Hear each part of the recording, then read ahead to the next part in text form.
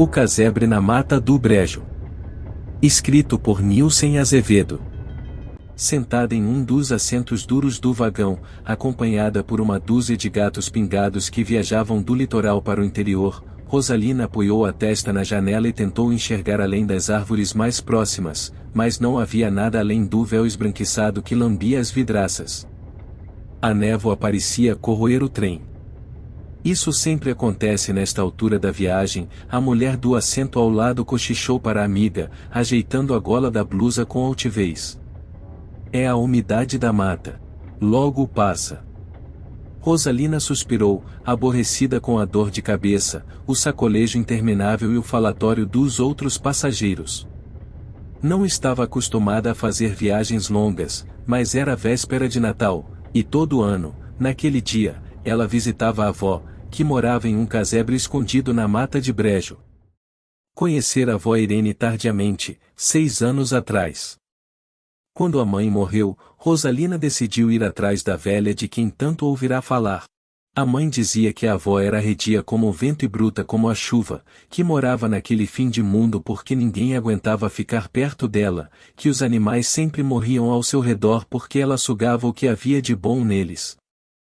Na primeira visita de Rosalina, vó Irene bateu a porta na cara dela. Ainda não, foi o que disse.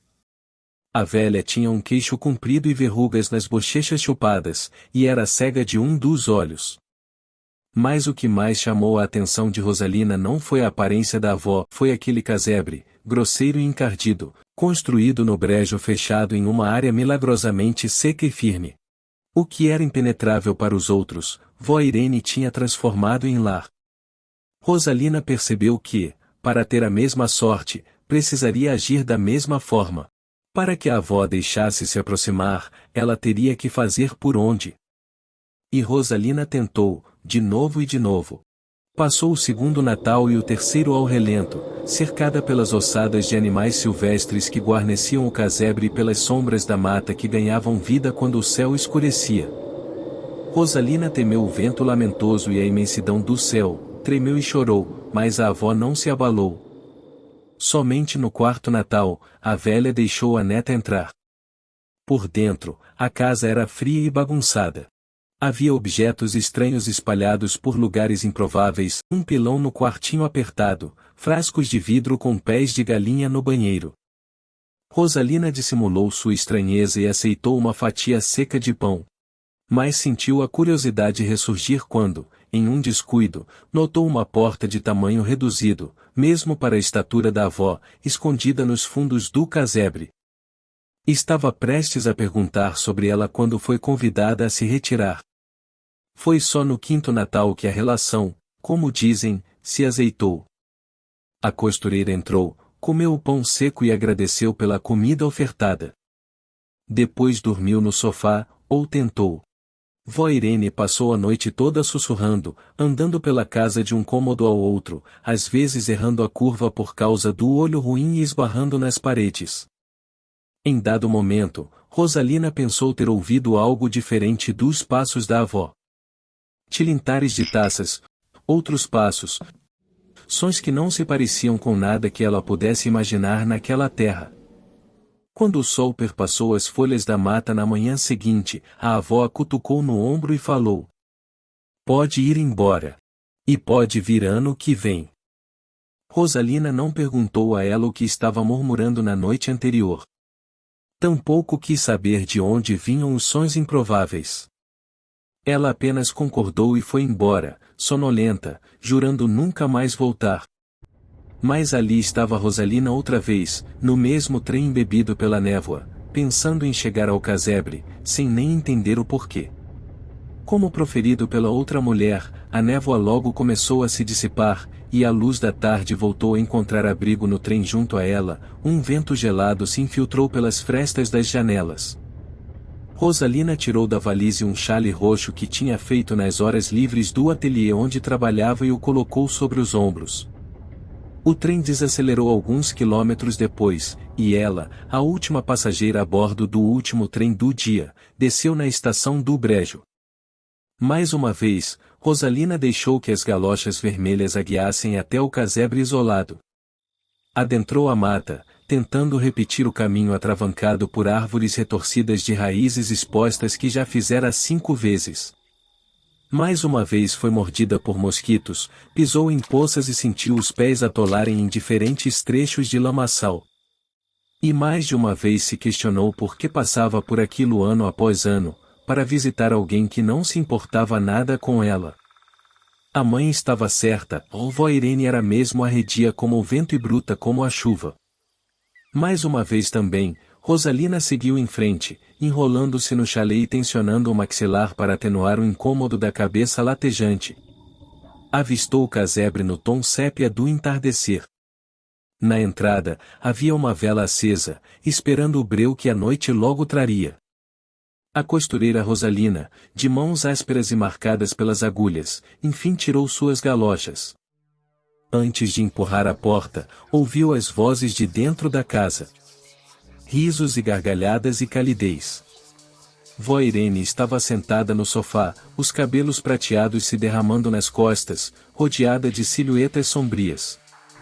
Rosalina apertou os olhos a fim de clarear a visão, mas os contornos não sumiram ou mudaram de forma. O que ela via podia ser definido como pessoas que haviam existido e cujas sombras ainda estavam ali, ecoando, ecoando, ecoando. Um dos vultos se distanciou da velha e chegou mais perto de Rosalina. Enquanto a costureira se descobria imobilizada pelo medo, a sombra observava atentamente.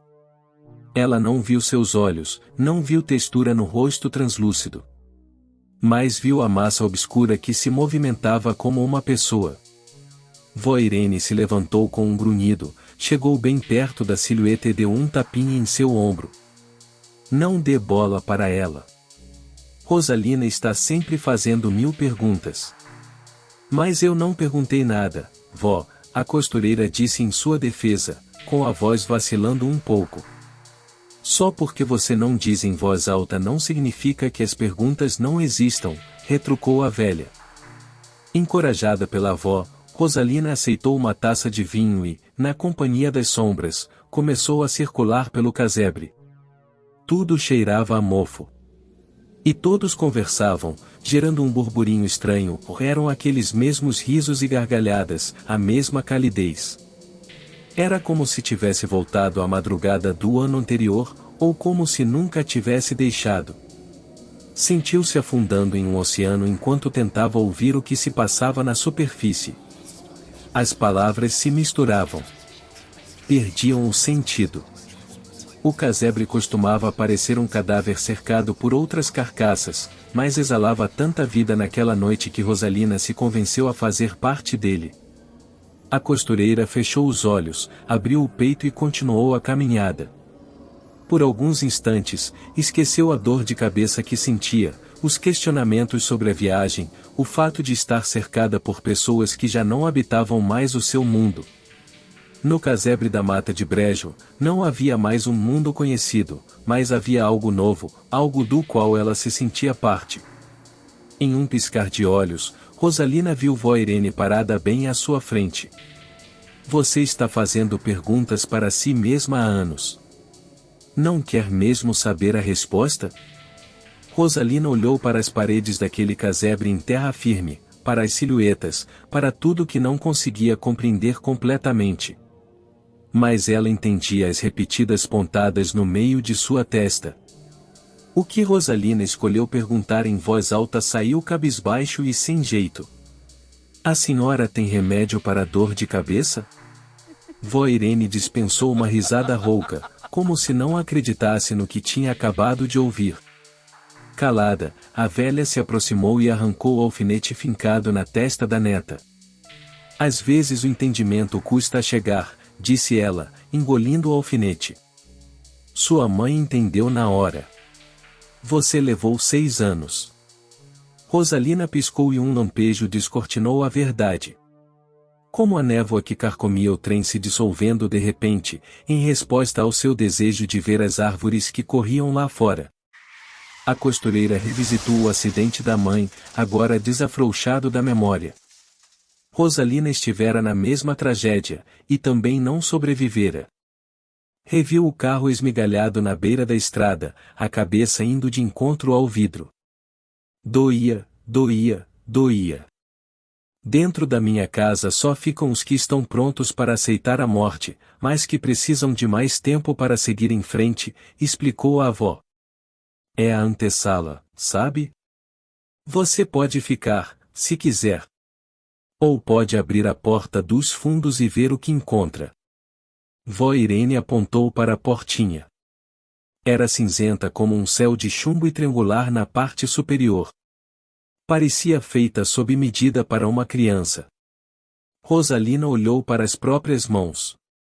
As marcas de costureira tinham sumido das pontas dos dedos. Eles estavam mais transparentes, virando sombra. Rosalina encarou a avó e pensou ter visto um quê de compaixão em seus olhos, como alguém que vê um passarinho caído no chão e decide ajudá-lo a voltar para o ninho. Mas, se a compaixão existiu, ela rapidamente foi embrutecida pelo papel de mediadora que vó Irene exercia. E então, insistiu a velha. Rosalina tocou a própria testa e já não sentiu o nó que pulsava ali dentro. A mãe tinha morrido, e ela também. Aquela era a verdade absoluta. Todo o resto, as noites solitárias na pensão, as pilhas de bainhas por fazer, os olhares furtivos trocados com moças e rapazes no bondinho, eram conjurações de uma mente criativa e apegada. Posso ficar aqui só mais um pouquinho? Sussurrou ela. Vó Irene assentiu devagar. Beba mais vinho e aproveite a festa. Feliz Natal, minha neta. A velha encheu a taça, deu um tapinha em suas costas, mas não ficou por perto. Havia outras almas perdidas para conduzir e atender. Uma infinidade de almas. Talvez a mãe de Rosalina não estivesse totalmente certa sobre a avó. Aquela segunda verdade lhe parecia tão reconfortante quanto o chalé roxo que ela usava quando precisava de abrigo. Talvez morar naquele fim de mundo fosse agradável. Talvez os animais que repousavam eternamente ao redor do casebre também precisassem de consolo. Rosalina sorriu para o vinho. De soslaio, viu a avó conduzindo dois vultos até a portinha cinzenta. Ela, entretanto, não conseguiu se imaginar encarando um mundo desconhecido que havia atrás da madeira. Ao contemplar o casebre tão familiar, sentia uma rudeza açucarada emanando da velha. Ainda não, as palavras de vó Irene naquele primeiro Natal ecoaram em sua mente. Ainda não, ela olhou para a portinha. Só mais um pouco.